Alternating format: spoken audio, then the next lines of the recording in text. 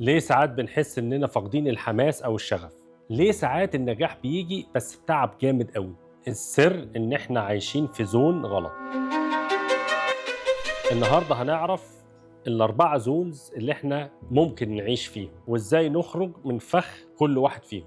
يعني ايه زونز اصلا وايه علاقتها بالبرفورمانس والاتشيفمنت؟ معظم الناس فاكرين إن المشكلة في الكومفورت زون، بس الحقيقة إن في 4 زونز. خليني أقولهم لك. أول حاجة اسمها ديد زون. تاني حاجة اسمها كومفورت زون. تالت حاجة البانيك زون. رابع حاجة الستريتش زون. خليني اشرح لك ببساطة شديدة جدا ال4 زونز دول. أول حاجة الديد زون ده هو المنطقة اللي هي بتبقى الناس الفاقدي الشغف. يعني إيه؟ يعني أنا ببقى عايش على الأوتو بايلوت، ببقى عايش وخلاص، مش فارق معايا. عارف الناس يا زياد اللي هم دايما بتقول لهم اشتغلوا، يقول لك على قد فلوسهم. عارف الناس اللي هي مش فارقة معاه، مش عايز يتطور، هو ده الديد زون. تاني واحدة الكومفورت زون، والكومفورت زون ده الناس كلها بتتهمه ان هو ده مشكلة كبيرة وكلام من ده. الكومفورت زون ببساطة شديدة هو منطقة الراحة اللي هي انا بعرف اشتغل شغلانة كويسة، بعرف اديها، بطور نفسي جواها، جوه المنطقة دي ما بطلعش منها. بس مش متحمس. يعني ممكن في حماس، بس ما فيش حماس يخليني اطلع منها. طب والبانيك زون؟ البانيك زون ده هو منطقة البيرن اوت، هي منطقة اللي هو أنا بحط على نفسي ستريس علشان أعرف أطلع من أي زون موجودة. طبعا مشكلة البانيك زون ولما هنشوف برضو مع بعض إن هو ممكن يجي لك انكزايتي، ممكن تحس إن أنت اوفرويلد، تحس إن أنت بيرند اوت. الستريتش زون هو الزون اللي أنت بتكون فيها خارج منطقة الراحة، بس ما هواش حاجة مخيفة، مش سكيري. يعني إيه؟ يعني أنت بتطور من نفسك، بتطور من أدائك، بتقدر تعمل شغلانات جديدة بتطور من أدائك، ودي هي بقى اللي بنسميها منطقة الشغف. طيب خليني اسالك سؤال، ايه اكتر زون الناس بتقع فيها من غير ما تحس؟ بلا شك هي الديد زون. معظم الناس بتفتكر ان هو واقع في الكومفورت زون، ولكن هو الديد زون. يعني ايه الديد زون؟ يعني بتلاقيك ان انت شغال، بتعمل الحاجه بتاعتك بلا شغف، بتعمل شغلانتك بلا شغف، وبتبقى ايفن حتى كمان بتعملها وانت بيرند اوت، بتصحى تعبان وبتحس انك عايش على الاوتو بايلوت وانك مش اكسايتد لاي حاجه. دي مش راحه، ده انفصال عن البيربس بتاعك. طب والبانيك زون مش ده طبيعي لما واحد يكون بيجري ورا حلمه وعايز يحقق هدفه وعنده اتشيفمنتس وعنده تارجتس؟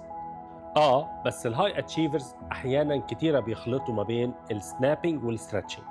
برودكتيف ممكن، بس على حساب نفسك. اعراضه توتر مستمر ومش عارف تاخد قرارات، بتنهار فجاه، وده بيؤدي في الاخر انك تبيرن اوت او بتكراش. طب والكومفورت زون دي مش سيئة يعني، صح ولا ايه؟ طبعا الكومفورت زون مش سيئه، هي مش وحشه، بس هي فخ. انت مرتاح بس مش بتتحرك. عارف الراجل اللي بيرقص بالتنوره هو بيعمل مجهود كبير جدا وهو بيرقص. انا ولا انت نقدر نعمل المجهود بتاعه ده، بس هو ما بيتحركش خطوه لقدام. هو كل اللي بيعمله ايه؟ قاعد بيرقص في المكان بتاعه. هو محلك سر. في الكومفورت زون مفيش خطر، بس مفيش تشالنج حقيقي. بعد ما بنخرج من البانيك زون والبيرن اوت بنرجع للكومفورت زون علشان نرتاح، وده طبيعي. وطبعا لو فضلنا فيها كتير اكيد بنطفي. المخ بيفضل يطلب سيفتي وانت بتخسر السبارك اللي بيحركك. طب ازاي اوصل للستريتش زون من غير ما ادخل بانيك تاني او اتحول من زون لزون؟ السر انك تبني الاسترتش بهدوء. الاسترتش مش معناها انك تقفز او مش تنط او تاخد ليب كبيره، معناها انك تاخد خطوات. اول حاجه تدور على اهداف فيها خوف بس فيها حماس. اتعلم حاجه جديده كل يوم، خد خطوات صغيره بس جريئه باللي انت اتعلمته، لان التطبيق اهم من المعرفه. خليك دايما بتراجع الطاقه بتاعتك، مش بس التو ليست. هنا هتحس انك عايش مش مرهق. خليني احكي لكم حكايه شاب كان معايا قبل كده في شركه من الشركات الكبيره. الشاب ده من جنوب اسيا، واحنا بنشتغل طبعا في الخليج، والشاب ده لا بيتكلم عربي ولا بيتكلم انجليزي، وكان جاي على انه هو يشتغل اوفيس بوي. الشاب ده هو وظيفته كان كل يوم الصبح لازم يجي ينظف المكاتب، يشوف إيه اللي المفروض يحصل قبل ما الموظفين يوصلوا. الشاب ده زيه زي أي أوفيس بوي تاني، لو هو كان في الديد زون، لو هو فضل في الديد زون كان هيفضل طول عمره من أول ما اتولد لغاية، أو من أول ما بدأ يشتغل لغاية لما يبطل شغل، هيفضل طول عمره أوفيس بوي ينظف مكاتب زيه زي غيره. بس الشاب ده كان ممكن برضه يبقى في مرحلة أو في الزون بتاع، في الكومفورت زون، في منطقة الراحة. كان هيعمل إيه؟ بدل ما هو بس بينظف مكاتب ممكن يعمل شاي وقهوة، فهيتعلم شاي وقهوة. قرر ان هو يطلع من الكومفورت زون بتاعته ويروح على الاسترتش زون. ازاي؟ ابتدى ان هو يتعلم يقرا ويكتب انجليزي، ابتدى ان هو يتعلم اللانجوج بتاعه العربي، يعرف يكومينيكيت مع الموظفين اللي موجودين، ابتدى يتعلم ياخد باله اكتر من في حته الاتش ار. وصلنا بعد فتره طويله جدا ان هو بقى واحد من اهم العناصر اللي موجوده في الشركه دي في الاتش ار، هو اللي بيعمل اونبوردنج لكل الموظفين الجداد.